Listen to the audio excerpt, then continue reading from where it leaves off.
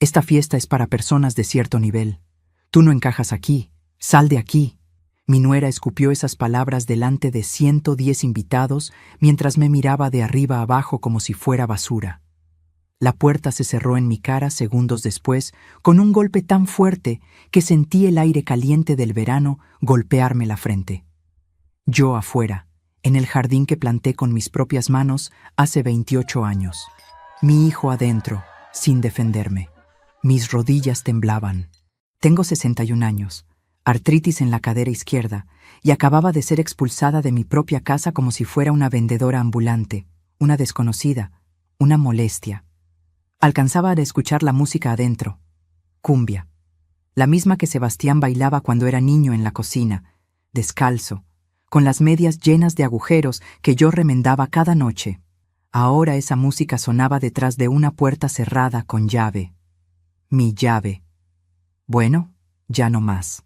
El vestido azul que llevaba puesto lo había cosido yo misma 3 días antes.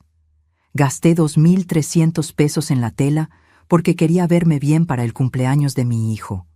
40 años. Mi bebé cumplía 40 años y yo quería estar linda para él, para que se sintiera orgulloso cuando me viera entrar. ¡Qué tonta fui! ¡Qué vieja tonta! Sebastián me vio llegar por el pasillo con la torta que horneé desde las 5 de la mañana. Torta de 3 leches, su favorita desde que tenía 7 años. Pesaba casi 3 kilos. La traía en una bandeja de aluminio porque no tengo bandejas elegantes. Mis manos olían a vainilla y canela. Sonreí. Él me miró como si hubiera visto un fantasma. No, peor, como si hubiera visto una cucaracha. ¿Quién te invitó? ¿Quién carajo te invitó, mamá? Gritó. Enfrente de todos, los primos, los vecinos, sus amigos del trabajo, la gente de su club de fútbol. 110 pares de ojos clavados en mí. El silencio fue instantáneo. Hasta la música pareció bajar de volumen. Sentí que el piso de madera crujía bajo mis zapatos viejos. Zapatos que compré hace 4 años en una liquidación. Sebastián, yo... Traje tu torta, mi amor. La que te gusta. No quiero tu torta. No quiero nada tuyo. ¿No entendés? Esta es una fiesta para gente importante. Para mis colegas. Para mi familia. Para su familia. Como si yo no fuera su familia. Como si los 9 meses que lo llevé en la panza, las noches en vela cuando tuvo neumonía a los 4 años, los 3 trabajos que hice simultáneamente para pagarle la universidad privada, como si nada de eso me hiciera familia. Valeria, su esposa, se acercó entonces. Llevaba un vestido negro carísimo, de esos que cuestan lo que yo gano en 3 meses cosiendo. Labios rojos. Perfume francés que me mareó cuando se paró a medio metro de mí. Me miró de arriba abajo con una sonrisa que no llegaba a sus ojos. Ay, suegrita, Patricia, mira, esta fiesta es para personas de cierto nivel. Vos, bueno, vos no encajas acá. ¿Me entendés? No es nada personal. Es que, mira cómo venís vestida. Mira tus zapatos. Esto es una reunión elegante. Vos hacés quedar mal a Sebastián. Hacele un favor a tu hijo. Andate. Andate ahora. Las palabras eran como agujas. Yo paso el día entero con agujas entre los dedos, cosiendo vestidos para otras mujeres, vestidos que ellas usan para brillar en fiestas a las que yo nunca soy invitada. Pero estas agujas dolían diferente. Estas se clavaban directo en el centro del pecho. Sebastián, intenté otra vez. Mi voz sonaba pequeña. Odiaba mi voz en ese momento. Que te vayas, mamá. Por favor, me estás avergonzando. Avergonzando. Esa palabra se quedó flotando en el aire como humo tóxico. Miré alrededor. Nadie decía nada. Nadie me defendía. Vi a mi prima Alicia en un rincón, mirando para otro lado. Vi al padrino de Sebastián, que fue mi amigo durante 20 años, revisando su celular como si nada estuviera pasando. Vi a mis 2 nietos, Tomás y Lucía, escondidos detrás del sillón, sin atreverse a mirarme. Dejé la torta sobre la mesa del recibidor. Mis manos temblaban tanto que casi la tiro. 3 leches derramándose sobre la madera que yo misma barnizaba cada año. Me di vuelta. Caminé hacia la puerta. Cada paso era una eternidad. Sentía las miradas clavadas en mi espalda. Escuché risitas. Alguien susurró, «Pobrecita», con ese tono que no es lástima sino burla disfrazada. Valeria me alcanzó en el jardín. Me empujó suavemente, pero con firmeza. No fue un golpe. Fue peor. Fue un empujón con desprecio, como quien saca la basura. «Suegra, no vuelvas, no llames, no aparezcas. Sebastián ya no te necesita. Ya tiene una vida de verdad, una vida que vos nunca vas a entender». Y cerró la puerta. Ahora déjenme detener la historia un momento. Necesito que entiendan algo. Ustedes, los que están escuchando esto ahora mismo, tal vez sentados en su cocina, o acostados en su cama, o esperando en el consultorio del médico. Ustedes que tienen 60, 70 años, 80 tal vez. Ustedes que dieron todo por sus hijos, que se sacrificaron, que trabajaron hasta que les dolieran los huesos.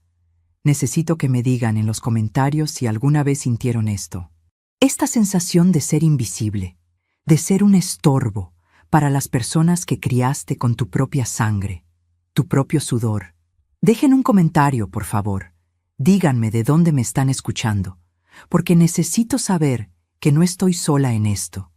Necesito saber que otras personas entienden lo que se siente cuando tu propio hijo te cierra la puerta en la cara. Mi nombre es Patricia. Tengo 61 años. Vivo en una ciudad del interior donde todos se conocen, donde los chismes vuelan más rápido que las palomas en la plaza. Soy costurera. Llevo 30 años cosiendo. Mis dedos tienen callos en las yemas de tanto empujar la aguja. Tengo manchas permanentes de tinta en el dedo índice derecho de marcar telas. Uso anteojos para leer porque la vista ya no es la misma después de tantas horas bajo la lámpara. Quedé viuda a los 31. Sebastián tenía solo 6 años, cuando su padre murió de un infarto fulminante mientras esperaba el colectivo para ir al trabajo. Un martes. Llovía. Me acuerdo porque el hospital olía a tierra mojada y desinfectante cuando fui a reconocer el cuerpo. Desde ese día, todo fue Sebastián. Mi razón de vivir, mi proyecto, mi todo. Trabajé en 3 lugares simultáneamente durante años. De día, en un taller de costura industrial haciendo uniformes escolares. De noche, en mi casa, cosiendo vestidos de fiesta por encargo. Y los fines de semana, limpiando oficinas en el centro. Dormía 4 horas por noche, a veces 3. Me acostumbré al café amargo a las 2 de la madrugada, a las manos hinchadas, al dolor constante en la espalda baja. Todo para comprar esta casa donde Sebastián acaba de cerrarme la puerta. La compré cuando él tenía 12 años, después de ahorrar cada peso durante 6 años. Era una casa modesta, de 3 habitaciones, con un jardín pequeño en el frente, pero era nuestra, era mía.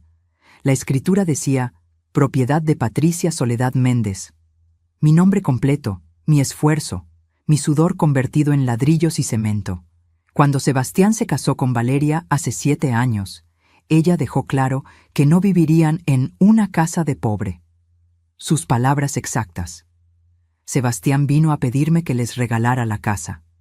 Mamá, necesito que pongas la escritura a mi nombre. Valeria dice que no puede vivir acá si la casa no es mía. Dice que sus papás van a pensar que soy un mantenido. Por favor, mamá, es solo un papel. Vos igual vas a vivir acá con nosotros.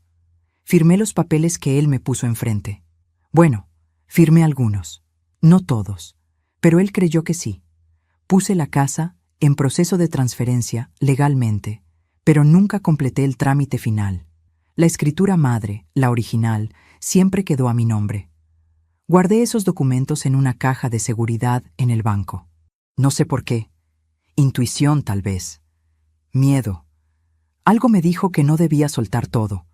Al principio, vivir con ellos era tolerable. Yo cocinaba, limpiaba, cuidaba a los nietos cuando nacieron. Era útil, pero con los años, Valeria empezó a tratarme como sirvienta.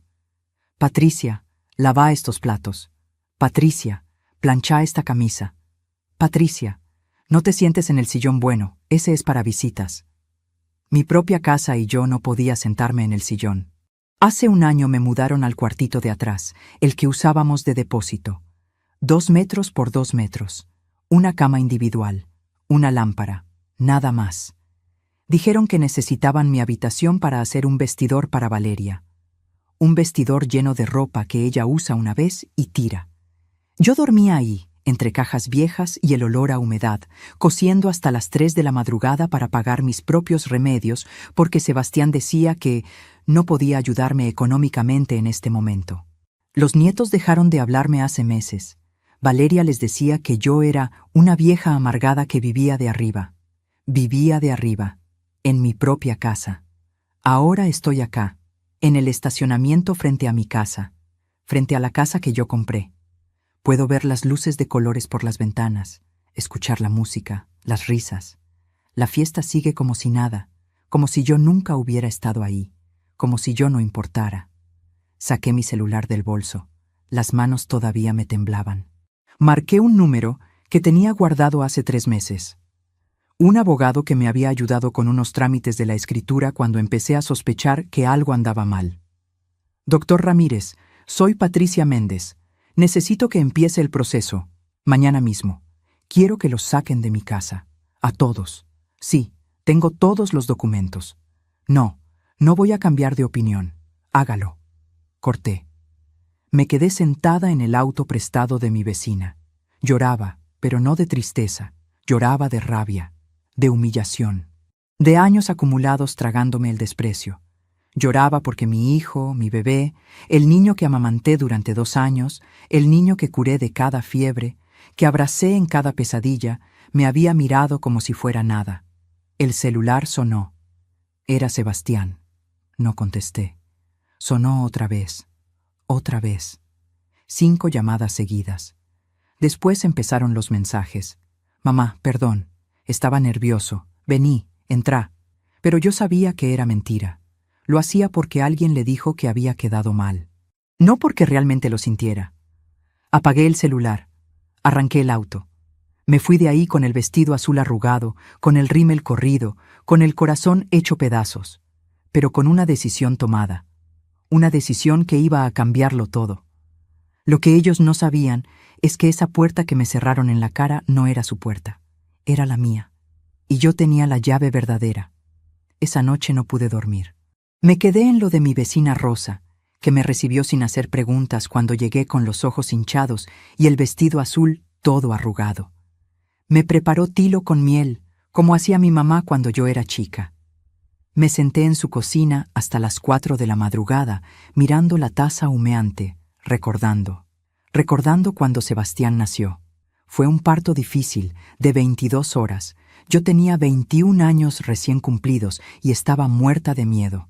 Su padre, Miguel, me sostuvo la mano todo el tiempo, hasta que se la dejé marcada de tanto apretarla.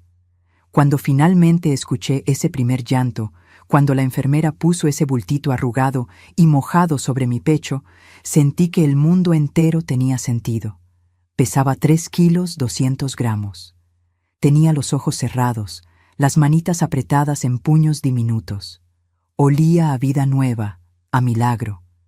Los primeros años fueron difíciles, pero hermosos. Vivíamos en un departamento de un ambiente que alquilábamos en el barrio San Miguel. Miguel trabajaba de albañil. Yo cosía a domicilio lo que podía. No teníamos nada, pero teníamos todo. Sebastián daba sus primeros pasos agarrado de mis polleras. Decía, mamá, antes que papá. Y Miguel bromeaba con que el niño sabía quién mandaba en la casa. Le enseñé a leer antes de que entrara al jardín de infantes. Todas las noches, después de cenar, nos sentábamos los 3 en la cama y yo le leía cuentos. Otra vez, mami. Otra vez. Me pedía con esos ojos enormes color miel que heredó de su abuela. Y yo le leía la misma historia 5, 6 veces, hasta que se quedaba dormido con la cabeza apoyada en mi hombro. Su pelo olía a jabón blanco y a inocencia. Después vino la muerte de Miguel, tan repentina que todavía me cuesta creer que pasó. Un martes de marzo llovía como si el cielo se estuviera cayendo a pedazos. Miguel salió a las 6:30 de la mañana, como siempre. Me dio un beso en la frente. Le revolvió el pelo a Sebastián, que estaba desayunando sus tostadas con dulce de leche. Nos vemos a la tardecita. dijo. Nunca volvió. El infarto lo agarró en la parada del colectivo. Cayó fulminado entre la gente que esperaba bajo la lluvia. Tenía 33 años. Yo quedé viuda a los 31, con un hijo de 6 años y 500 pesos en el banco. El alquiler costaba 400. Sebastián no entendía. ¿Cuándo vuelve papá? ¿Papá está en el cielo pero vuelve para mi cumpleaños? Me partía el alma verlo esperar junto a la ventana cada tarde, convencido de que Miguel iba a aparecer por la esquina con su mameluco de trabajo sucio de arena y cal. Tardó casi un año en dejar de preguntar. Ahí empezó todo. Mi vida se convirtió en trabajar, trabajar y trabajar. Conseguí el empleo en el taller de costura industrial. 8 horas diarias, de lunes a viernes, haciendo uniformes escolares. La máquina de coser industrial era un monstruo ruidoso que me dejaba los oídos zumbando al final del día. Mis compañeras eran buenas mujeres, todas con historias parecidas a la mía. Viudas, abandonadas, solas con hijos que alimentar. Por las noches, cuando Sebastián se dormía, yo sacaba mi máquina de coser casera y trabajaba hasta las 2, 3 de la madrugada. Vestidos de fiesta por encargo, arreglos de ropa, dobladillos. Cualquier cosa que me pagaran. Los ojos me ardían. Los dedos se me acalambraban. Pero cada peso que ganaba era un peso más cerca de darle a Sebastián una vida mejor. Los fines de semana limpiaba oficinas. Sebastián venía conmigo porque no tenía con quién dejarlo. Se sentaba en una silla con sus cuadernos para colorear mientras yo trapeaba pisos, limpiaba baños, vaciaba tachos de basura. Nunca se quejó. Era un niño tan bueno, tan tranquilo. Mami, cuando sea grande voy a trabajar mucho y te voy a comprar una casa grande para que no tengas que limpiar más, me decía. Y yo le creía. Ahorré durante 6 años, cada peso. Calculaba al centavo, compraba la carne más barata, la verdura que estaba por vencer en la feria. Nuestra ropa era toda de segunda mano o hecha por mí con retazos. No salíamos a pasear, no íbamos al cine, no comíamos afuera nunca. Todo iba a una lata de café que escondía en el placard. Cuando la lata se llenaba, la llevaba al banco. Sebastián me ayudaba. A los 10 años ya lavaba los platos sin que se lo pidiera. A los 11 aprendió a cocinar fideos y arroz para que yo no tuviera que dejar de coser en la hora del almuerzo. A los 12 trabajaba los sábados ayudando en el puesto de verduras de don Héctor y me daba toda la plata. Para la casa, mami, para nuestra casa. Cuando finalmente tuve el dinero suficiente para el adelanto, lloré. Lloré tanto que Sebastián se asustó. ¿Qué pasó, mamá? ¿Estás triste? No, mi amor. Estoy feliz. Vamos a tener casa propia. La compramos juntos. Bueno, la compré yo, pero él estuvo ahí cuando firmé los papeles. Tenía 12 años y me miraba con una admiración que me hacía sentir la mujer más poderosa del mundo. La casa era humilde, muy humilde. 3 habitaciones chicas, un baño que había que arreglar, la cocina con las paredes descascaradas, pero era nuestra. El jardín de adelante tenía tierra seca y algunas piedras. Sebastián y yo plantamos un jazmín juntos el primer día. Este árbol va a crecer con nosotros, mami. Ese jazmín ahora tiene 7 metros de alto. Yo lo riego cada semana, o lo regaba, hasta hace 3 días. Seguí trabajando como loca para pagar las cuotas del banco, para arreglar la casa de a poco, para que a Sebastián no le faltara nada. Le pagué la escuela secundaria en un colegio privado porque el público del barrio era muy malo. Le pagué las zapatillas de marca que pedía porque no quería que lo cargaran los compañeros. Le pagué el viaje de egresados a Bariloche. Le pagué la universidad privada, 5 años de contador público. Ahí empezaron los cambios. Sebastián conoció otro mundo en la universidad.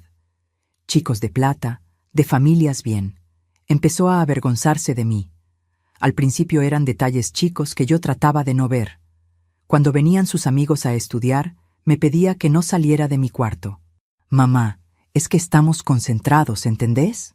Pero yo escuchaba sus risas, los escuchaba pedir pizza por teléfono sin ofrecerme. Una vez escuché a uno de sus amigos preguntar, ¿tu vieja siempre anda en camisón por la casa? Y Sebastián respondió, es costurera, está acostumbrada a andar informal. No le hagas caso. Cuando se recibió, no quiso que fuera a la ceremonia de graduación. «Mamá, es aburrido. Mejor te quedas en casa y me esperas con algo rico para comer». Pero la verdad era que no quería que sus nuevos colegas vieran a su madre con las manos callosas y el pelo gris sin teñir. Lo supe cuando encontré las fotos en Facebook. Ahí estaba él, elegante con su traje alquilado, rodeado de sus amigos y sus familias bien vestidas. Yo no estaba. Consiguió trabajo en un estudio contable importante. Empezó a ganar bien. Yo dejé el trabajo en el taller industrial porque la espalda ya no me daba más, pero seguía cosiendo en casa. Sebastián me daba algo de plata cada mes, no mucho, pero algo. «Gracias, mami, sos la mejor». Después conoció a Valeria en una fiesta del estudio. Ella era recepcionista ahí, familia de comerciantes, con plata. La primera vez que la trajo a casa, me di cuenta de cómo miraba todo. Esa mirada de arriba a abajo, evaluando, juzgando. Las paredes que yo había pintado a mano. Los muebles viejos pero limpios. Mi cocina humilde con la heladera que hacía ruido. «Encantada, Patricia», me dijo con una sonrisa que no llegaba a los ojos. Usaba perfume caro, que chocaba con el olor a milanesas que yo estaba cocinando. Sebastián estaba nervioso. Yo lo notaba. Quería que ella nos aprobara, que aprobara nuestra casa, que me aprobara a mí. Hice un esfuerzo enorme. Cociné mi mejor comida, puse la mesa linda con el mantel de encaje que había sido de mi mamá. Pero durante toda la cena, Valeria casi no me habló. Le hablaba solo a Sebastián. Y él, mi hijo, actuaba diferente. Hablaba con palabras que nunca usaba. Se reía diferente. Me trataba con una distancia que me dolió. Cuando anunciaron el compromiso, yo estaba feliz. Mi hijo se casaba. Iba a formar su propia familia. Pero Valeria dejó claro desde el principio que yo no pintaba mucho en esos planes. La organización del casamiento fue un infierno. Ella no me consultaba nada. Yo ofrecía hacer los centros de mesa, hacer los almohadones para las sillas, cualquier cosa para ayudar y para sentirme parte. «No, Patricia, ya tenemos todo contratado. Profesionales, descansá, vos ya hiciste mucho». El día del casamiento me senté en la mesa del fondo, junto a unos tíos lejanos que apenas conocía. Sebastián casi no me sacó a bailar. Solo una canción, por compromiso, mientras Valeria miraba desde su mesa principal como si estuviera cronometrando cada segundo. Y después vino el pedido de la casa. Sebastián llegó un domingo a la tarde, solo, sin Valeria. Eso ya era raro. Se sentó en la mesa de la cocina, donde habíamos compartido miles de comidas.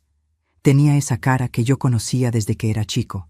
Esa cara de «necesito pedirte algo importante. Mami, Valeria y yo queremos mudarnos acá, con vos».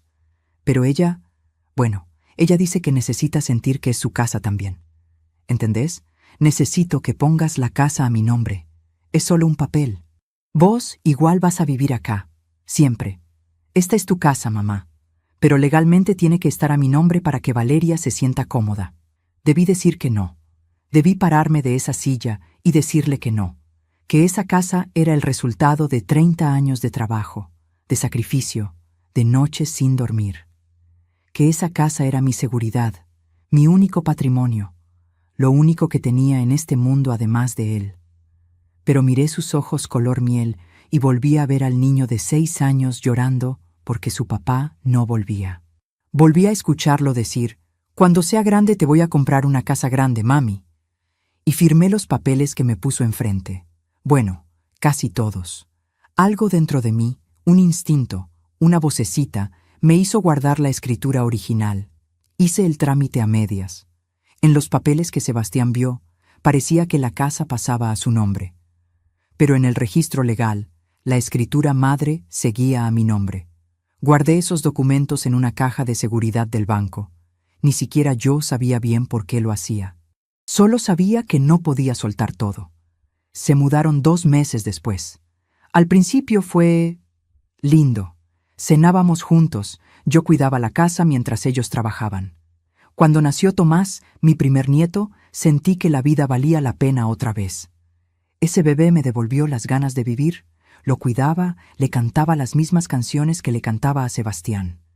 3 años después nació Lucía, pero Valeria empezó a cambiar las reglas de a poco. Primero fue: Patricia, mejor no uses el baño principal, usa el chico. Después: Patricia, no cocines sin preguntarme, tengo un menú planificado. Después: Patricia, los chicos no necesitan que les cantes esas canciones viejas, tienen su música educativa en inglés. Me fui convirtiendo en una extraña en mi propia casa, una empleada sin sueldo. Cocinaba, limpiaba, cuidaba a los nietos, pero no tenía voz. No podía opinar, no podía decidir nada. Y Sebastián miraba para otro lado. Cada vez que yo intentaba hablar con él, cada vez que le decía: «Hijo, Valeria me trata mal», él respondía lo mismo: «Ay, mamá, te estás haciendo la víctima. Valeria tiene razón, sos muy susceptible. Además, ella es la dueña de casa ahora.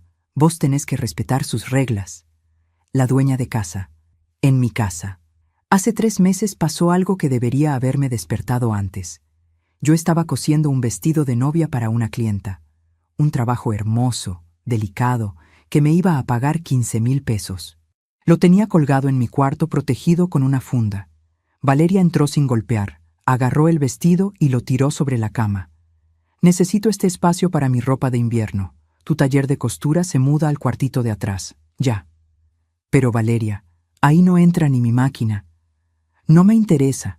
Esta es mi casa y yo decido qué se hace en cada habitación. Múdate hoy». Sebastián estaba en el pasillo. Lo vi. Escuchó todo. Y se fue caminando como si nada.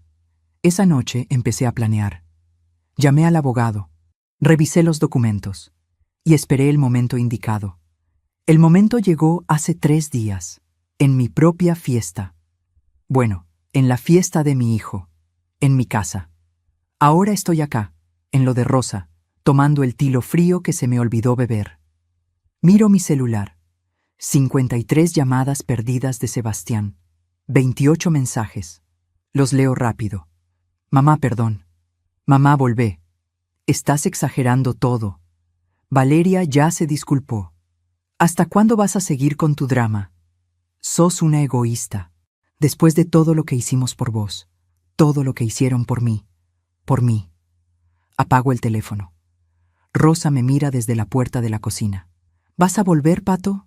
No, Rosa, no voy a volver, pero ellos sí. Van a volver a la realidad. El doctor Ramírez llegó a lo de Rosa a las 10 de la mañana del día siguiente. Es un hombre de unos 50 años, canoso, con anteojos de marco grueso y un maletín de cuero gastado que le da ese aire de abogado de barrio confiable. Lo había conocido hace 4 meses, cuando empecé a sospechar que algo no estaba bien con los papeles de la casa. Nos sentamos en la mesa de la cocina de Rosa. Ella nos sirvió café y se fue al patio para darnos privacidad. Pero sé que estaba ahí, del otro lado de la puerta, escuchando cada palabra. Rosa es así, entrometida pero leal. Lleva siendo mi vecina 28 años. «Patricia, traje los documentos que me pediste», dijo el doctor Ramírez abriendo su maletín. Sacó una carpeta manila llena de papeles. «La escritura original está a tu nombre. Sin dudas, tu hijo nunca completó la transferencia legal. Él tiene una documentación que dice «en trámite», pero legalmente la casa sigue siendo 100% tuya. Mis manos temblaban cuando tomé los papeles. Ahí estaba mi nombre. Patricia Soledad Méndez, propietaria única. Matrícula número 47.392, registrada en el año 2002. 24 años de hipoteca que terminé de pagar hace 8 años, sola, sin ayuda de nadie. «¿Y qué puedo hacer?», pregunté. Mi voz sonaba rara, como si viniera de muy lejos. «Podés iniciar un desalojo. Es tu propiedad. Ellos son ocupantes sin contrato legal de alquiler ni comodato firmado. Técnicamente están viviendo ahí porque vos lo permitiste verbalmente, pero eso no les da ningún derecho legal. Puedo iniciar el trámite hoy mismo si me das tu autorización». «¿Cuánto tarda?». «Con estos documentos tan claros, y si ellos no tienen cómo probar propiedad, puede ser rápido. 72 horas para la notificación. Si no se van voluntariamente, pedimos el lanzamiento con la fuerza pública. 1 semana, máximo 10 días. 1 semana». En una semana podía recuperar mi casa, mi vida, mi dignidad. Pero algo dentro de mí dudaba todavía. Era esa parte blanda, esa parte de madre que nunca se apaga por más que te hieran.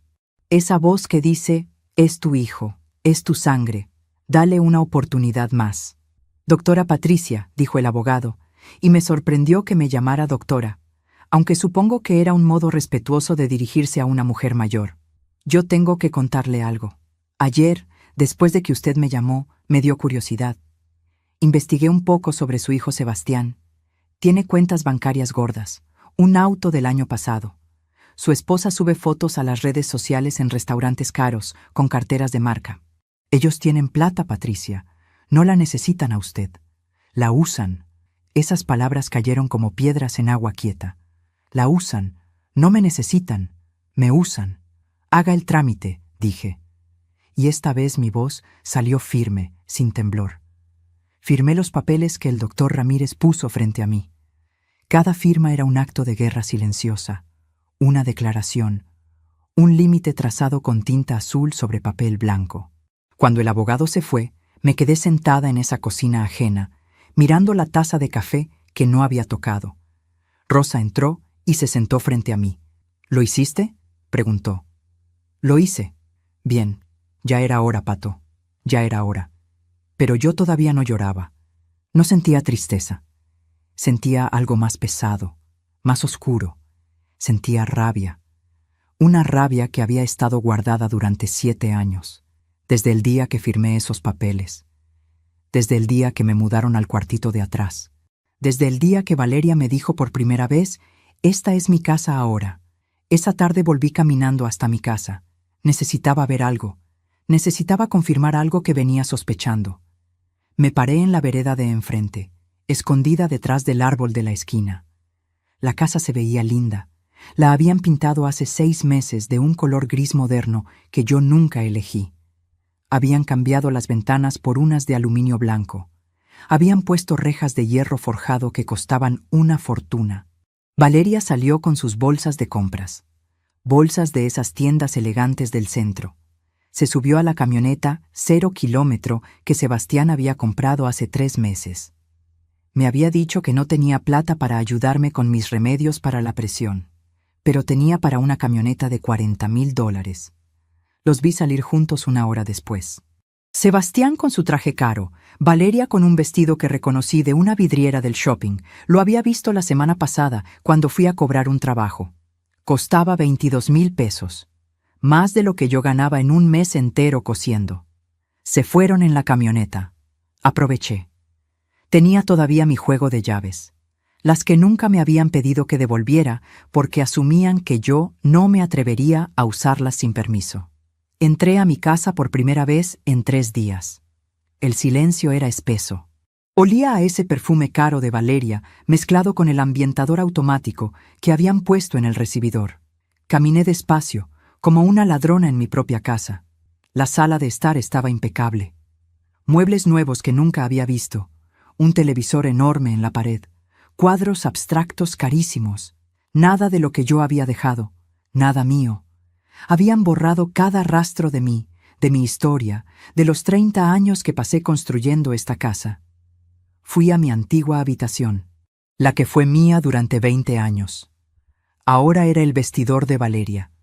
Filas y filas de ropa, zapatos ordenados por color, carteras en estantes iluminados.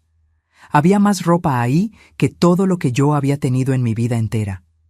Abrí los cajones, joyas, relojes, cosas caras, innecesarias. Mientras yo dormía en el cuartito de atrás con una lamparita que apenas alumbraba, ellos acumulaban lujos. Fui al cuartito donde me habían metido. Mis cosas seguían ahí. Mi máquina de coser vieja. Mis carretes de hilo en una caja de zapatos. Mi ropa doblada en una bolsa porque no había placard. Mi colchón hundido. Mi almohada amarillenta. Algo se rompió dentro de mí en ese momento. No fue dramático. No hubo un grito ni un llanto. Fue un clic silencioso, como cuando se corta la luz. Un segundo hay luz y al siguiente, oscuridad total. Me senté en ese colchón donde había dormido durante 1 año. Miré alrededor. 2 metros por 2 metros. Una bombita pelada colgando del techo. Humedad en las paredes. Este era el lugar que mi hijo consideraba suficientemente bueno para su madre. La mujer que lo había parido, criado, educado, sacrificado todo por él. Saqué mi celular. Tenía 112 llamadas perdidas ahora. Mensajes que seguían llegando. Abrí el último. Mamá, deja de hacer la víctima. Vení a casa. Ya está todo olvidado. Te estás comportando como una nena caprichosa. Tenés 61 años, madurá. Madurar. Yo tenía que madurar. Me reí. Una risa amarga que resonó en ese cuartito miserable. Tomé una foto. Del cuartito, del colchón, de mis cosas amontonadas. Después caminé por la casa tomando fotos. Del vestidor de Valeria, de la sala nueva, de todo lo que habían comprado mientras me decían que no tenían plata para ayudarme. Fui a la cocina. Mi cocina, donde había preparado miles de comidas, donde había enseñado a Sebastián a cocinar. Ahora tenía electrodomésticos modernos. Una cafetera italiana que costaba más que mi máquina de coser, una licuadora importada, ollas de marca. Abrí la heladera, llena. Quesos importados, vinos caros, carne de primera. En la puerta había un imán que decía Familia Medina. Medina era el apellido de Valeria. Ni siquiera usaban mi apellido. Habían borrado hasta eso. Cerré la heladera despacio. Caminé hasta el jardín de atrás. El jazmín que Sebastián y yo habíamos plantado cuando él tenía 12 años seguía ahí. Grande, frondoso, lleno de flores blancas que perfumaban todo el patio. Me acerqué y toqué el tronco, la corteza áspera bajo mis dedos. Perdóname, le dije al árbol, como si el árbol fuera testigo de todo, como si pudiera entenderme. Perdóname, pero tengo que hacer esto. Volví a entrar. Fui al escritorio de Sebastián, en lo que antes era el comedor. Busqué entre sus papeles. Encontré lo que necesitaba. Las supuestas escrituras de la casa. Los documentos que él creía que lo hacían dueño. Los papeles falsos, los que nunca habían sido completados legalmente. Los fotografié. Cada página, cada detalle. Los devolví exactamente donde estaban.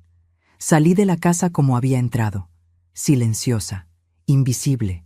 Cerré la puerta con llave y me fui caminando por el mismo camino que había recorrido miles de veces durante 24 años.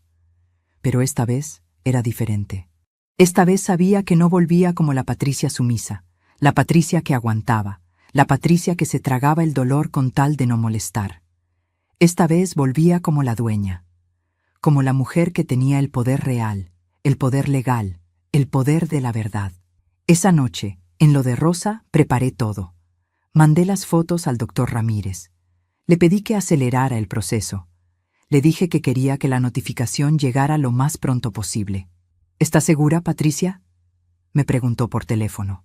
Esto no tiene vuelta atrás. Una vez que los papeles sean entregados, su hijo va a saber todo. Estoy segura, completamente segura. Mañana a primera hora van los oficiales de justicia. Corté el teléfono. Me acosté en el sofá cama que Rosa había armado para mí en su comedor. Miré el techo, las grietas que formaban mapas imaginarios, líneas que se ramificaban como decisiones. Pensé en Sebastián bebé, en el niño que había sido, en todas las promesas que me había hecho. Te voy a cuidar siempre, mami. Nunca te va a faltar nada. Vas a tener la mejor vida. Pensé en la Patricia de 31 años, viuda, asustada, trabajando 3 empleos para darle todo a ese niño. Pensé en la Patricia de 61, durmiendo en un cuartito de 2 por 2 mientras su hijo y su nuera vivían en lujos. Y tomé una decisión final. No iba a contestar el teléfono. No iba a explicar nada. No iba a rogar ni a pelear. Simplemente iba a desaparecer. A dejar que la justicia hiciera su trabajo. A dejar que ellos descubrieran solos, sin advertencia, sin preparación, que la casa nunca fue de ellos, que siempre fue mía. Apagué el celular. Lo guardé en el fondo de mi cartera. Y por primera vez en 7 años, dormí toda la noche sin despertarme, sin sobresaltos, sin nudos en el estómago. Dormí con la tranquilidad de quien finalmente Finalmente, puso un límite. La mañana del tercer día después de la fiesta, amaneció con un cielo gris que amenazaba lluvia. Me desperté a las 6, como siempre, aunque ya no tenía que levantarme temprano. El cuerpo tiene memoria. 30 años despertándome antes del amanecer no se borran de un día para otro. Rosa ya estaba en la cocina preparando mate. Me senté con ella en silencio. Ninguna de las dos decía nada, pero ella sabía. Sabía que hoy era el día. A las 9 de la mañana sonó mi teléfono. Lo había encendido solo para esta llamada. Era el doctor Ramírez. Patricia, los oficiales de justicia salieron hace media hora. Van con la notificación de desalojo y 2 testigos. Llegan a tu casa en aproximadamente 20 minutos. Gracias, doctor. ¿Querés que vaya yo también? No, quiero que esto sea limpio, legal, sin dramatismos. Corté. Me temblaban las manos, pero no de miedo, de algo parecido a la anticipación, como cuando sabes que una tormenta está por caer y solo podés esperar. Rosa me miró desde su silla. ¿Vas a ir? No, voy a quedarme acá. No necesito ver sus caras, ya me imagino cómo van a reaccionar. Pero mentía. Necesitaba saber, necesitaba escuchar. Así que media hora después, cuando calculé que los oficiales ya debían estar ahí, caminé hasta mi casa. Me paré en la esquina, en el mismo lugar de 2 días atrás, escondida detrás del árbol grande del vecino. Había una camioneta blanca de la justicia estacionada enfrente. 2 hombres de uniforme tocaban el timbre. Reconocí ese timbre.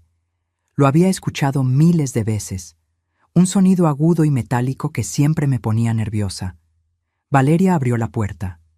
Llevaba un conjunto deportivo de marca, de esos que usan las mujeres que van al gimnasio, aunque nunca hacen ejercicio. El pelo recogido en una cola perfecta. Maquillaje impecable a las 9:30 de la mañana. «¿Sí?», la escuché decir. Su voz sonaba irritada, como si la hubieran interrumpido de algo importante. «¿Señora Valeria Medina de Méndez?» «Sí, soy yo. ¿Qué pasa?» «Traemos una notificación judicial. ¿Está el señor Sebastián Méndez?» «Está durmiendo». «¿Qué notificación? ¿De qué hablan?» Uno de los oficiales le extendió un sobre manila. Valeria lo abrió ahí mismo, en la puerta. Vi cómo sus ojos recorrían el papel. Vi cómo su cara cambiaba. Primero confusión, después incredulidad, después furia pura. «¿Qué mierda es esto?», gritó. «¡Sebastián! ¡Sebastián! ¡Vení acá ahora!». Sebastián apareció en la puerta en pantalones de pijama y una remera vieja. Tenía el pelo revuelto, los ojos hinchados de sueño. Se veía más joven, más vulnerable. Por un segundo, solo un segundo, mi corazón de madre se ablandó. Pero entonces habló. «¿Qué carajo pasa? ¿Quiénes son ustedes?» «Oficiales de justicia. Traemos una orden de desalojo emitida por la señora Patricia Soledad Méndez, propietaria legal de este inmueble. Tienen 72 horas para desocupar la vivienda. Si no lo hacen voluntariamente, se procederá con el lanzamiento mediante la fuerza pública». El silencio que siguió fue tan denso que casi se podía tocar. Sebastián agarró los papeles de las manos de Valeria. Los leyó 1 vez, 2 veces, 3 veces. «No, no, no, esto es un error. Esta casa es mía. Mi mamá me la transfirió. Tengo los papeles. Tengo los papeles acá adentro. Señor, la escritura madre está a nombre de Patricia Soledad Méndez. Usted tiene documentos de un trámite de transferencia que nunca fue completado. Legalmente, usted no es propietario. Es un ocupante sin derecho legal. Pero ella me la dio, me la regaló». «Eso tendrá que discutirlo con ella o con un abogado, señor. Nosotros solo cumplimos con notificar la orden judicial. Buenos días». Los oficiales se fueron. Sebastián y Valeria se quedaron parados en la puerta como estatuas. Después Valeria explotó. Te dije que hicieras bien las cosas. Te dije que revisaras los papeles con un abogado. Pero no, vos confiabas en tu mamita. Y ahora mira, nos va a echar de la casa». «Cállate, Valeria. Déjame pensar». «¿Pensar qué? No hay nada que pensar. Tu vieja nos cagó. Nos mintió todo este tiempo». Sebastián entró a la casa. Valeria lo siguió dando portazos. Yo me quedé ahí, temblando detrás del árbol, sintiéndome poderosa y miserable al mismo tiempo. 10 minutos después, mi teléfono empezó a sonar. Número de Sebastián. No contesté. Volvió a sonar. Otra vez. Otra vez. 12 llamadas en 5 minutos. Después empezaron los mensajes. Los leí todos, uno por uno, sintiendo cómo cada palabra confirmaba que había tomado la decisión correcta. Mamá, atendé el teléfono. ¿Qué carajo hiciste? Esto es ilegal. Voy a denunciarte. ¿Cómo podés hacernos esto? Pensá en tus nietos, mierda. Te arrepentís de esto, vieja de mierda. Vieja de mierda. Mi hijo me llamó vieja de mierda por mensaje de texto. Guardé el teléfono. Volví caminando a lo de Rosa. Ella me esperaba con la puerta abierta. ¿Cómo fue? Como esperaba. Peor quizás. Las siguientes 72 horas fueron una montaña rusa. Sebastián no paró de llamar, de mandar mensajes, de intentar contactarme por todos los medios. Me bloqueó y me desbloqueó 15 veces. Me mandó mensajes desde el teléfono de Valeria, desde el teléfono de su trabajo. Hasta hizo que Tomás, mi nieto de 14 años, me llamara. Abuela, por favor. Mi papá dice que nos van a echar a la calle. Dice que vos sos la dueña de la casa y que nos vas a dejar sin nada. ¿Es verdad? Esa llamada me dolió más que todas las otras juntas. La voz de Tomás sonaba asustada, confundida. Un niño que no entendía nada de lo que pasaba entre los adultos. Tomás, mi amor, tu papá no te está diciendo toda la verdad. Nadie va a quedar en la calle. Pero necesito que confíes en tu abuela, ¿sí? Pero papá dice que sos mala, que nos estás haciendo daño. Colgué. No podía seguir escuchando. Me quebré ahí, en el comedor de Rosa, llorando como no lloraba desde el funeral de Miguel. Rosa me abrazó sin decir nada. Solo me sostuvo mientras yo vaciaba años de dolor en su hombro. Al segundo día, Sebastián se presentó en lo de Rosa. Tocó el timbre a las 7 de la tarde. Rosa me miró preguntando qué hacer. Yo negué con la cabeza. Mamá, sé que estás ahí. Abrí la puerta. Tenemos que hablar. No abrí. Se quedó afuera gritando durante 20 minutos. Los vecinos salieron a mirar. Rosa estaba muerta de vergüenza, pero no me presionó. Finalmente, Sebastián se fue. El tercer día, el día límite, a las 4 de la tarde, mi teléfono sonó. Número desconocido. Algo me dijo que atendiera. ¿Patricia Méndez? Sí. Soy el doctor Castillo, abogado de su hijo Sebastián. Señora, mi cliente está dispuesto a negociar. Propone pagarle un alquiler retroactivo por los años vividos en la propiedad y firmar un contrato de alquiler formal. También está dispuesto a... No. Perdone, señora, pero no he terminado de... No me interesa negociar.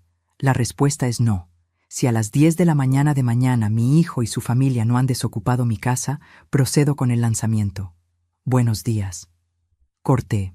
Me temblaba todo el cuerpo, pero me sentí gigante, poderosa, dueña de mi vida por primera vez en 7 años. Esa noche casi no dormí. A las 5 de la mañana ya estaba despierta.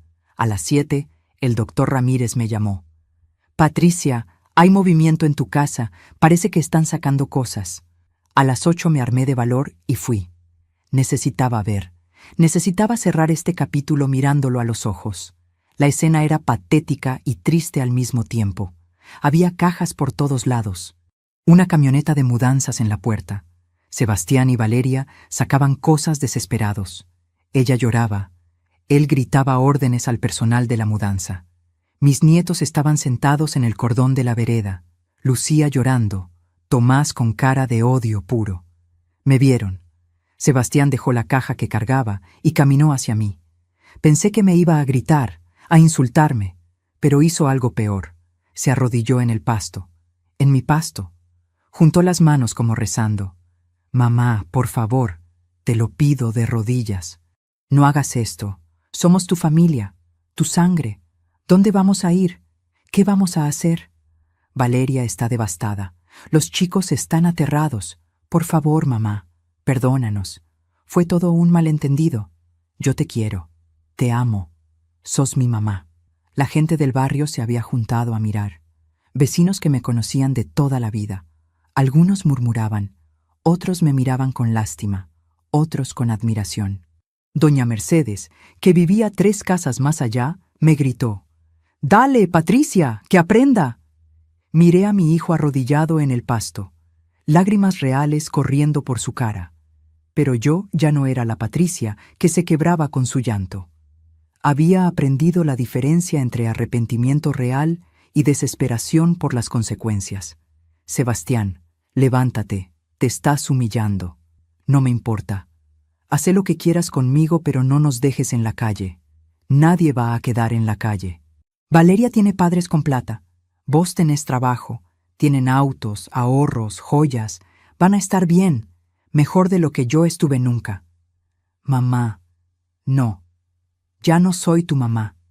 O sí, soy tu mamá, pero ya no soy tu sirvienta. Ya no soy tu salvavidas. Ya no soy la tonta que se deja pisotear. Esta casa la compré yo, con mi sudor, con mis manos destrozadas de tanto coser, y vos me trataste como basura. Los dos me trataron como basura. Valeria se acercó entonces. Tenía el maquillaje corrido, el pelo sucio recogido en un rodete desprolijo. Se veía más humana que nunca. Patricia, lo siento. De verdad lo siento. Me porté mal con vos, lo sé. Pero por favor, pensá en Tomás y Lucía. Son tus nietos. ¿Les vas a hacer esto? Yo no les estoy haciendo nada. Ustedes les están haciendo esto. Ustedes les enseñaron que estaba bien humillar a una anciana, que estaba bien usar a la gente. Ahora les están enseñando que las acciones tienen consecuencias. «Sos una hija de puta», escupió Valeria, y ahí estaba, la verdadera Valeria. La careta se cayó en menos de 3 segundos. «Puede ser, pero soy una hija de puta con casa propia. Vos sos una hija de puta sin nada. Terminen de sacar sus cosas. Tienen hasta las 10». Me di vuelta y caminé hacia la casa. Mi casa. Pasé entre las cajas, entre los muebles que habían sacado al jardín. Entré y cerré la puerta detrás de mí. La casa estaba vacía. Habían sacado todo. Los muebles, los electrodomésticos nuevos, todo. Solo quedaban mis cosas en el cuartito de atrás. Mi máquina de coser, mis hilos, mi ropa vieja. Caminé por los ambientes vacíos. Mis pasos resonaban contra las paredes desnudas. Fui al jardín de atrás. El jazmín seguía ahí, ajeno al caos humano.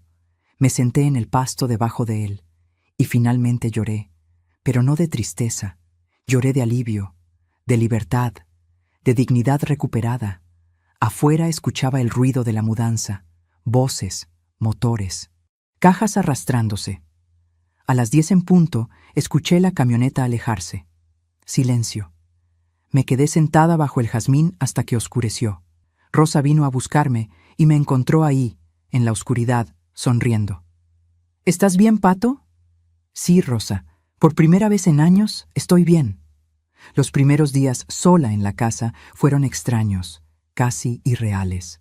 Me despertaba cada mañana esperando escuchar las voces de Sebastián y Valeria, el ruido caótico de los chicos preparándose para la escuela, el golpe seco de la puerta del baño cuando alguien entraba sin avisar, el portazo de siempre cuando salían sin despedirse, sin una palabra de agradecimiento por el desayuno que ya tenía listo en la mesa. Pero solo había silencio. Un silencio limpio, casi virginal, completamente mío. Un silencio que al principio me asustó, pero que poco a poco comencé a saborear como un lujo inesperado.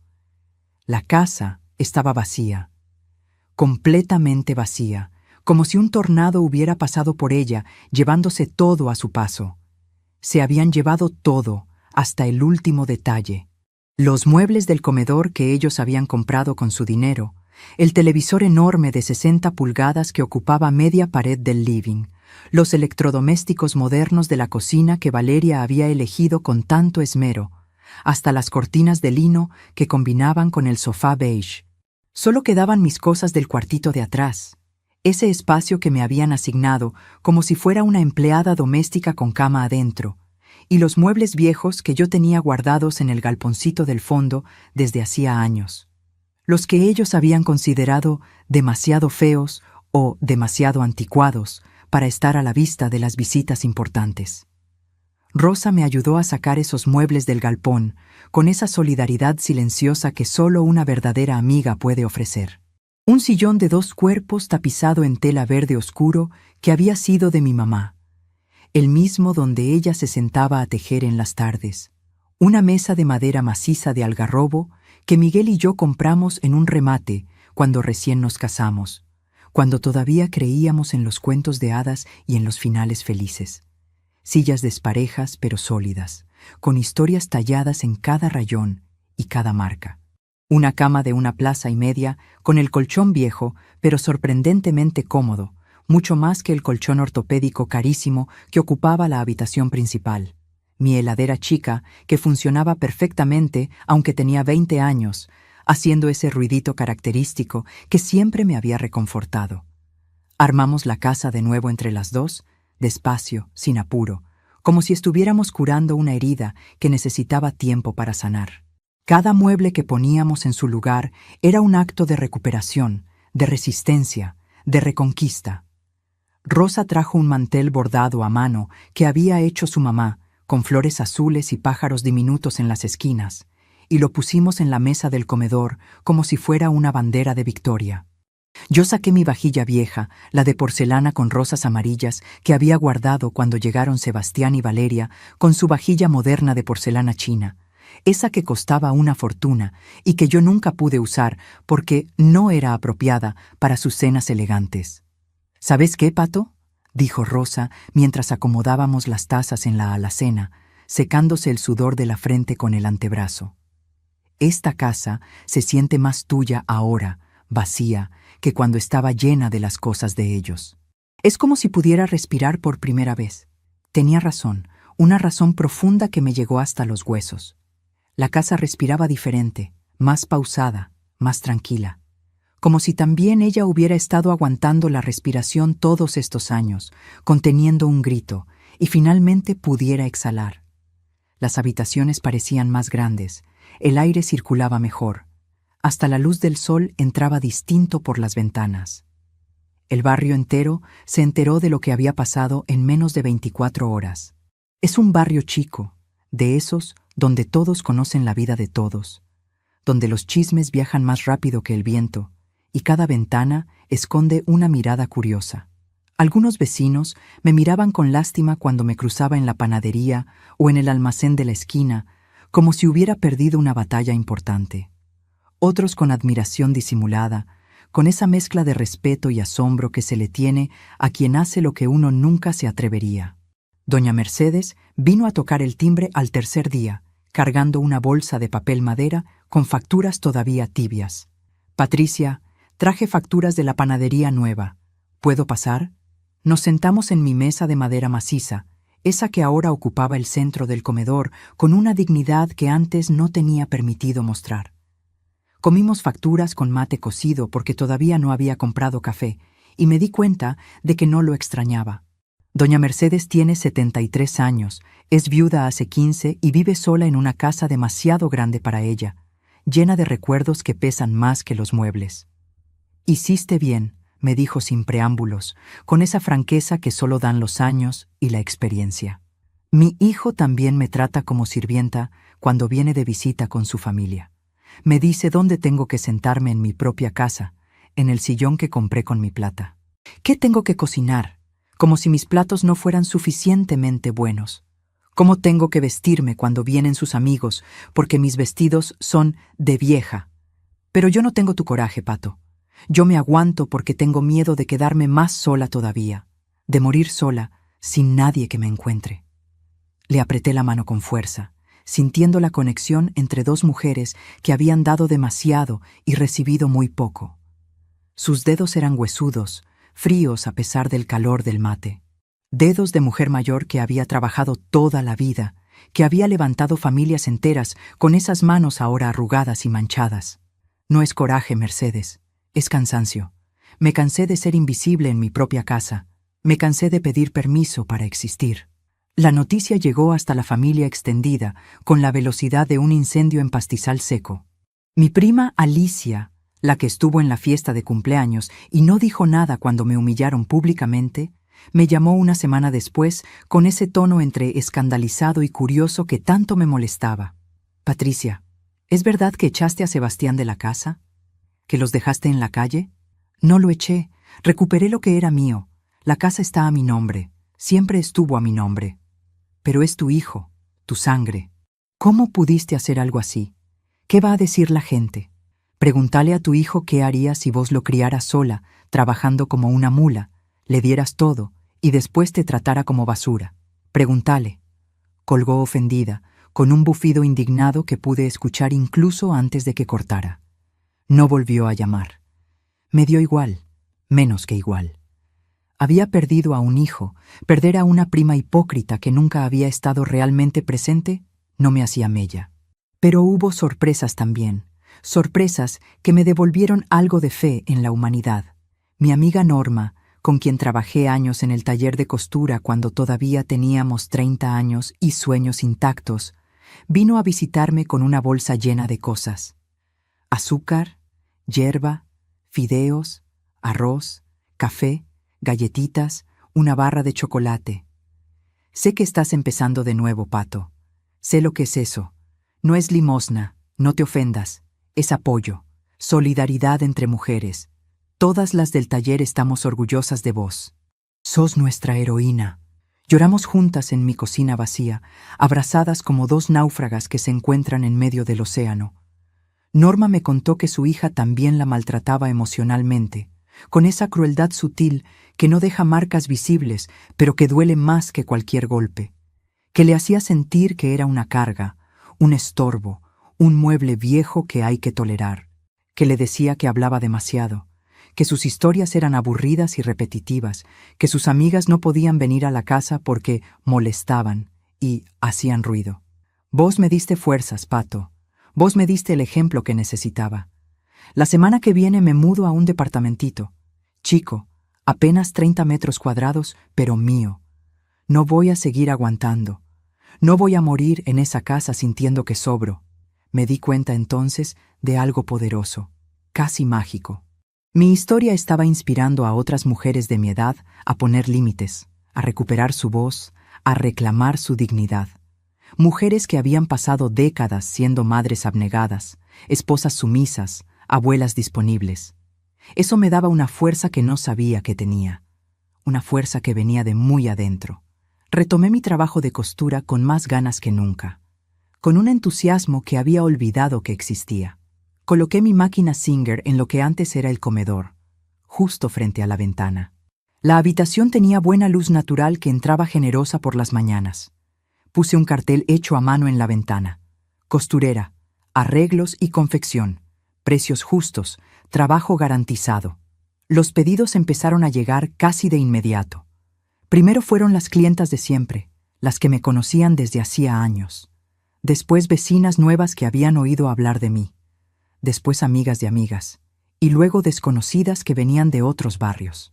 Cosía de día a hora, con luz natural que no me lastimaba la vista, sin apuros, sin esconderme. Cobraba lo justo por mi trabajo, ni más ni menos. No regalaba nada. No hacía descuentos por lástima o por compromiso. Y con esa plata, por primera vez en años, en décadas quizás, compraba cosas para mí. Un almohadón lindo para el sillón, color mostaza con bordados. Plantas para el jardín, geranios, malbones, un jazmín del país. Una radio nueva para escuchar mientras cosía, con buena recepción y sonido claro. Pequeños lujos que me había negado durante décadas, pensando siempre en los demás primero, en mis necesidades al final. Una tarde soleada de marzo, un mes después del desalojo, estaba regando el jazmín cuando una camioneta plateada se estacionó enfrente de casa. Mi corazón se aceleró, mi estómago se hizo un nudo. Era la camioneta de Sebastián, inconfundible. Pero quien bajó fue solo Tomás, mi nieto mayor.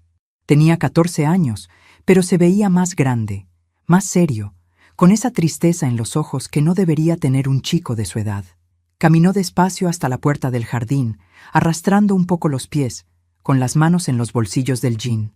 Yo me quedé con la manguera en la mano, el agua cayendo sobre las plantas, sin saber qué hacer, qué decir. «Hola, abuela. Hola, Tomás.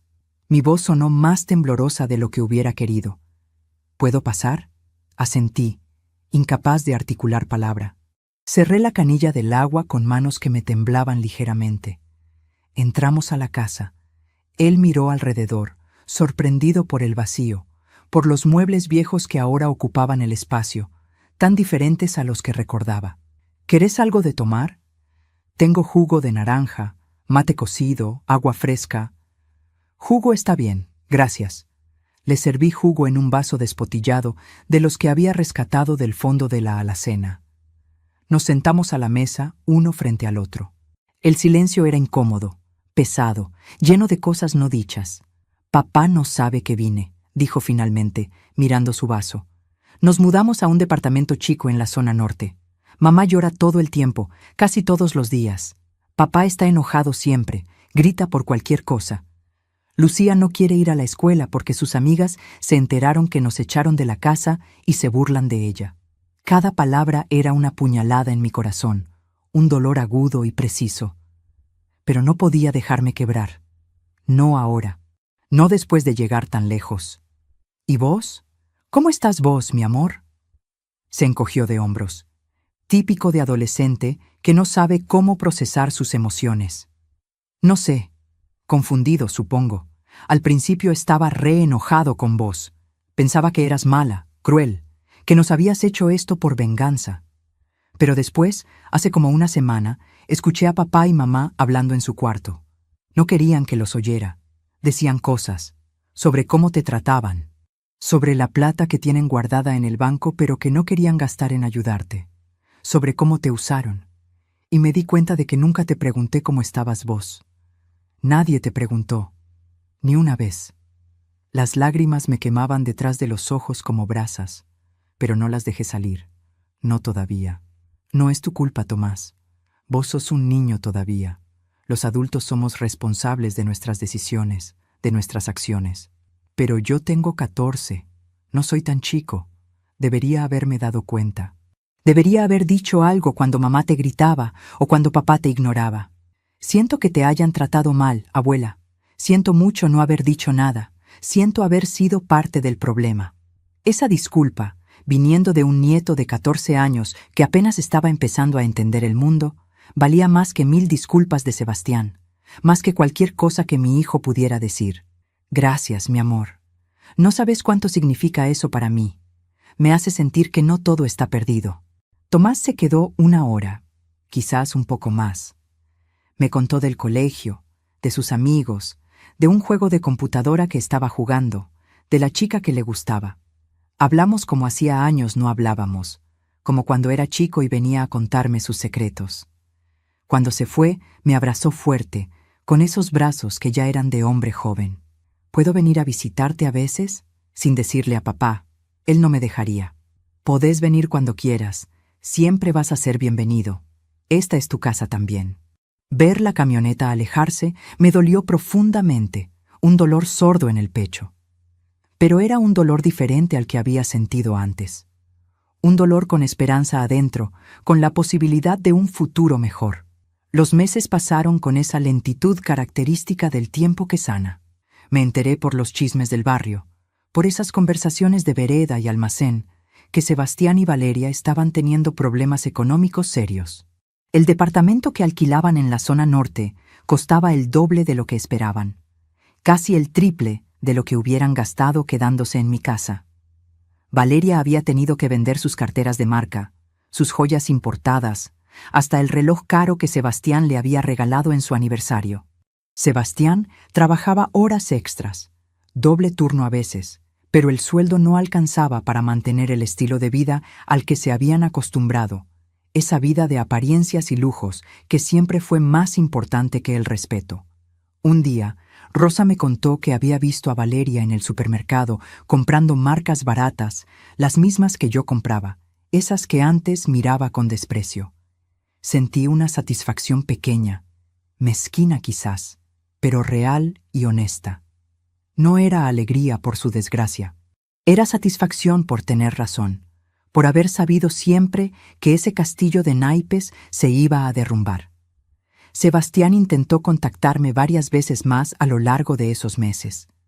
Mensajes de texto que yo leía pero no contestaba, cada uno más desesperado que el anterior. Llamadas que dejaba sonar hasta que cortaban, hasta que mi buzón de voz se llenaba. Una vez se apareció en la puerta un sábado por la tarde, pero yo no abrí. Me quedé adentro, en silencio, escuchándolo tocar el timbre. Se quedó afuera una hora larga, tocando el timbre de vez en cuando, golpeando la puerta, llamándome, hasta que finalmente se rindió y se fue. No sentía placer en su sufrimiento. No era esa clase de persona. Pero tampoco sentía culpa, y eso era nuevo para mí. Sentía algo más parecido a la indiferencia, a la distancia emocional, como cuando te duele una muela durante meses, un dolor constante que se vuelve parte de tu vida y finalmente te la sacan.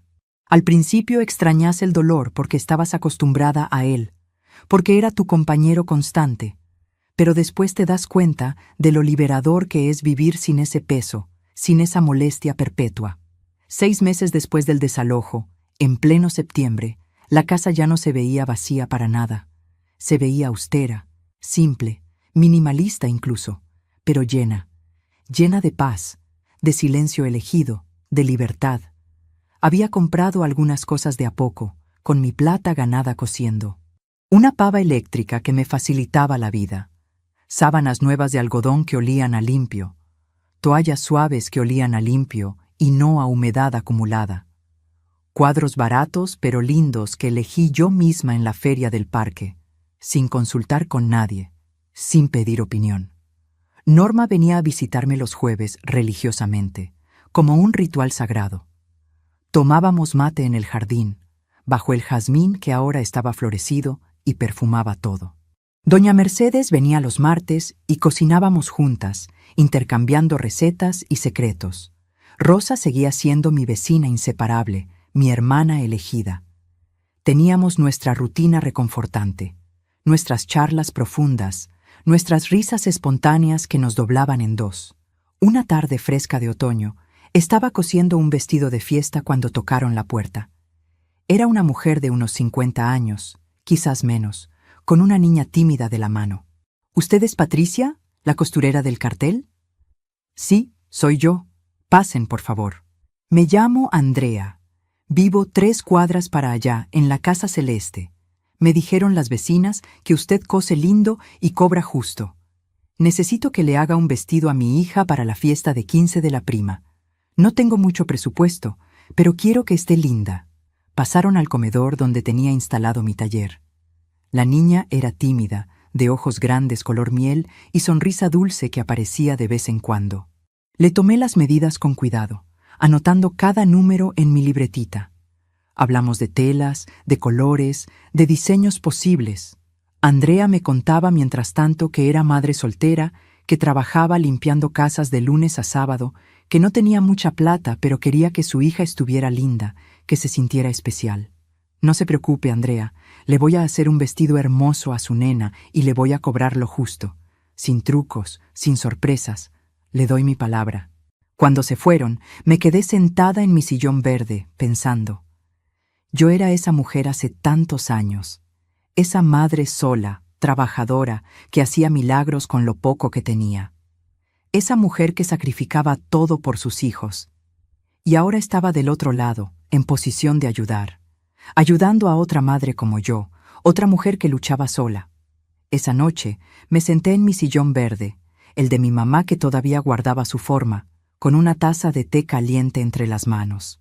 Miré alrededor despacio, saboreando cada detalle, mi casa, mi espacio, mi paz, mi vida. Las paredes todavía tenían las marcas rectangulares donde habían estado los cuadros caros de Valeria. El piso de madera tenía rayas profundas de los muebles que arrastraron cuando se fueron con furia. Pero nada de eso importaba ya. Me levanté y fui al dormitorio. Mi dormitorio, la habitación principal que había recuperado como quien recupera un territorio perdido. Ya no era el vestidor gigante de Valeria, lleno de ropa cara con etiquetas de diseñador. Era mi cuarto, con mi cama cómoda que crujía suavemente cuando me acostaba, con mi ropa simple pero limpia colgada en el placard, con mi lámpara de noche y mi libro de oraciones que había sido de mi abuela materna. Abrí el cajón de la mesa de luz y saqué algo que había guardado ahí el día que recuperé la casa, como un talismán. Una llave. La llave original de la puerta de entrada, dorada y pesada. La llave que Sebastián nunca me había pedido que devolviera porque asumía que yo nunca me atrevería a usarla, que nunca tendría el coraje de poner un límite. La sostuve en mi mano, sintiendo el peso del metal frío contra mi palma. Esta llave representaba todo. La casa que compré con mi sudor y mis lágrimas. La dignidad que recuperé cuando ya la creía perdida. El límite que finalmente puse después de años de aceptar migajas. La guardé otra vez en el cajón con cuidado. Ya no la necesitaba como símbolo. La casa era mía, las llaves eran mías, mi vida era mía. No necesitaba recordatorios físicos de algo que ahora sabía en cada célula de mi cuerpo. Me acosté en mi cama, en mi habitación, en mi casa. Apagué la luz y miré el techo en la oscuridad, viendo las sombras que hacía la luna a través de la ventana. Por primera vez en 7 años largos, me dormí sin nudos en el estómago, sin ansiedad que me despertara a las 3 de la mañana, sin miedo a molestar, a sobrar, a no ser suficiente. Me dormí libre, completamente, absolutamente libre. 1 año y 3 meses después de aquella noche de la fiesta, me desperté en mi cama, en mi habitación, con el sol entrando por la ventana que da al jazmín. Era un sábado de noviembre. Hacía calor, pero todavía no era ese calor insoportable del verano argentino, el tipo de mañana perfecta para tomar mate en el jardín. Me levanté sin apuro. A mis 62 años, ya aprendí que no hay necesidad de correr, que el día tiene sus propios tiempos y yo tengo los míos. Me puse el camisón liviano, el de algodón celeste que me compré el mes pasado en la feria. Me miré al espejo del baño. Canas sin teñir. Arrugas alrededor de los ojos, manos con manchas de la edad y callos de tanto coser. Pero una sonrisa real que no había visto en mi reflejo durante años. La casa ya no estaba vacía como aquel primer día. Tampoco estaba llena de lujos como cuando vivían Sebastián y Valeria. Estaba llena de mí, de mis cosas, de mi vida. El comedor era mi taller de costura. La máquina en un rincón, telas dobladas en estantes que armó el vecino carpintero a cambio de que le arreglara 3 pantalones.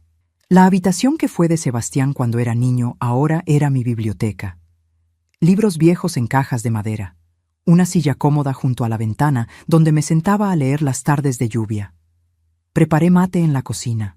Ya tenía mi rutina. La pava eléctrica que compré con el dinero de coser 5 vestidos de fiesta. El termo que me regaló Norma para mi cumpleaños. La yerba que compro en el almacén de Don Julio, que siempre me guarda la que más me gusta. Salí al jardín con el mate y me senté en la silla de plástico bajo el jazmín. El árbol estaba enorme ahora, lleno de flores blancas que perfumaban todo el patio. Las raíces habían levantado un poco las baldosas. Tendría que arreglarlas en algún momento, pero no había apuro. Tomás venía a visitarme cada 15 días, a escondidas al principio. Ahora ya no tanto. Sebastián sabía pero no decía nada. El chico había crecido. Ya tenía 15 años. Más alto que yo. Voz cambiada. Pero seguía teniendo esa dulzura que me recordaba al Sebastián niño.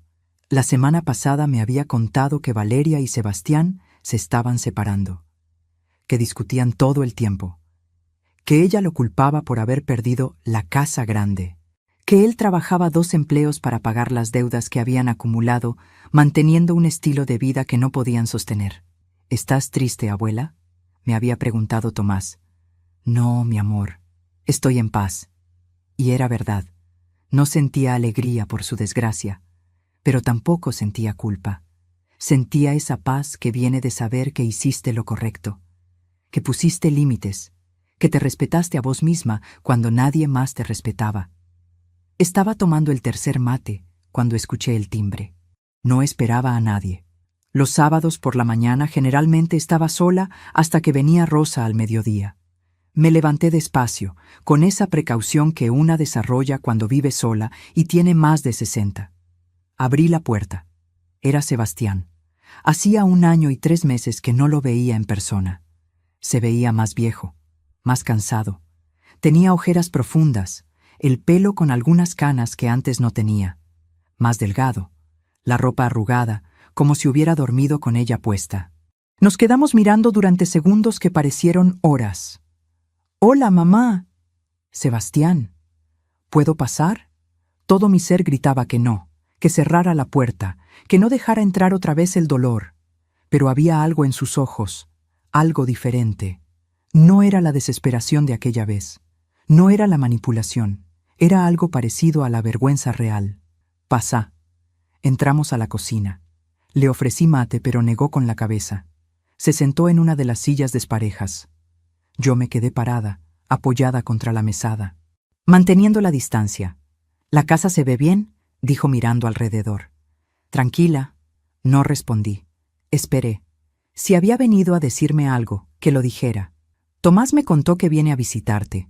No me enojé. «Me alegro. Necesita tener una abuela en su vida». Asentí. Valeria se fue. Volvió con sus padres. Pidió el divorcio. Se lleva a Lucía. Tomás decidió quedarse conmigo. Vivimos en un departamento de 2 ambientes. Trabajo de día como contador y de noche doy clases particulares de matemática. «¿Y me contás esto por?» Se frotó la cara con las manos, un gesto de agotamiento profundo. «Porque tenías razón, en todo. Nos creímos mejores de lo que éramos. Yo me creí mejor de lo que era. Te traté como basura. A vos, a mi mamá, a la mujer que me dio todo». Las palabras que había esperado escuchar durante años, pero ahora que las escuchaba, no me provocaban nada, ni alivio ni satisfacción, solo un reconocimiento neutro de que finalmente había entendido. «¿Viniste a pedirme perdón?» «Vine a pedirte perdón, pero también a decirte que entiendo si no me perdonás, que entiendo si no querés volver a verme, que entiendo que te hice tanto daño que no hay forma de repararlo». Me serví otro mate. Tomé despacio.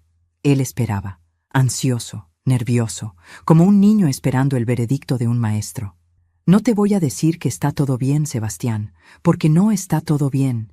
No puedo olvidar cómo me trataste, cómo me echaste de mi propia fiesta, cómo me empujaron como si fuera basura, cómo dormí 1 año en un cuartito de 2x2 mientras ustedes vivían en lujos comprados con el ahorro que me costó 30 años juntar». Agachó la cabeza.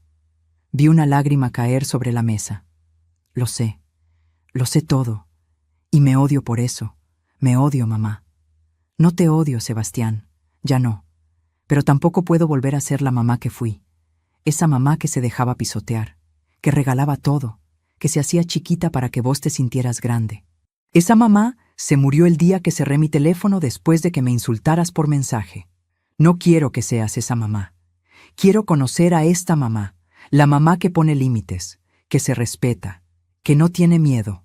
Nos quedamos en silencio, un silencio largo, pesado, pero no incómodo, un silencio necesario. «¿Querés conocer a tu mamá nueva?», pregunté finalmente. Asintió. «Entonces vas a tener que aceptar mis reglas. Venís cuando yo te invite, no apareces sin avisar, no me pedís plata, no me pedís favores, no intentás hacerme sentir culpable por tus decisiones, y si alguna vez, volvés a faltarme el respeto, se terminó para siempre. ¿Entendés?». «Entiendo. Y esta casa nunca va a ser tuya, ni ahora ni cuando me muera. Cuando me muera se la dejo a Tomás con la condición de que nunca te la pase a vos. Ya hablé con el abogado, ya está todo arreglado». Eso le dolió. Lo vi en su cara, pero asintió. «Me lo merezco. No es sobre merecimiento, es sobre protegerme, incluso después de muerta». Se quedó 1 hora más. Hablamos de cosas superficiales, de su trabajo, de Tomás, de Lucía que extrañaba a su abuela, pero Valeria no la dejaba venir. No hablamos del pasado, no hablamos de perdón. Solo hablamos como 2 personas que alguna vez fueron cercanas y ahora estaban aprendiendo a conocerse otra vez desde cero. Cuando se fue, me abrazó en la puerta. Un abrazo corto, cuidadoso, como si tuviera miedo de que me rompiera, o como si tuviera miedo de que lo rechazara. «Gracias por recibirme, mamá. No sé si vamos a poder arreglar esto, Sebastián. No sé si voy a poder perdonarte del todo algún día, pero puedo intentar conocer a la persona que sos ahora, sin promesas. Se fue caminando. Ya no tenía la camioneta. Ya no tenía los trajes caros. Ya no tenía la arrogancia. Se veía más humano, más real, más parecido al hijo que crié antes de que el dinero y Valeria lo cambiaran. No sé si vamos a reconstruir nuestra relación. No sé si algún día voy a poder mirarlo sin recordar el dolor. Pero aprendí algo en estos meses. No necesito su amor para ser feliz. No necesito su aprobación. No necesito que me vea para existir. Volví al jardín. Retomé mi mate bajo el jazmín. Rosa apareció al mediodía como siempre, con un tupper de guiso que había cocinado de más. Comimos juntas en mi mesa de madera maciza. Nos reímos con historias viejas. Hicimos planes para ir a la feria el domingo. Por la tarde vino Norma con su tejido. Se sentó en el sillón verde mientras yo cosía en la máquina. Trabajábamos en silencio cómodo, cada una en lo suyo, pero juntas, acompañadas. A la noche, cuando todas se fueron, me preparé un té de tilo con miel.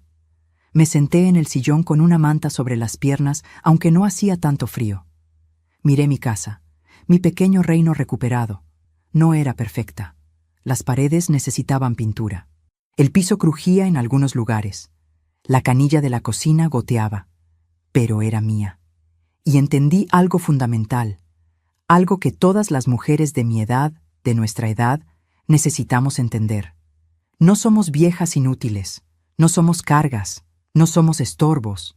Somos mujeres que levantamos familias con nuestras manos, que trabajamos hasta que nos dolieron los huesos, que amamos tan fuerte que nos olvidamos de amarnos a nosotras mismas.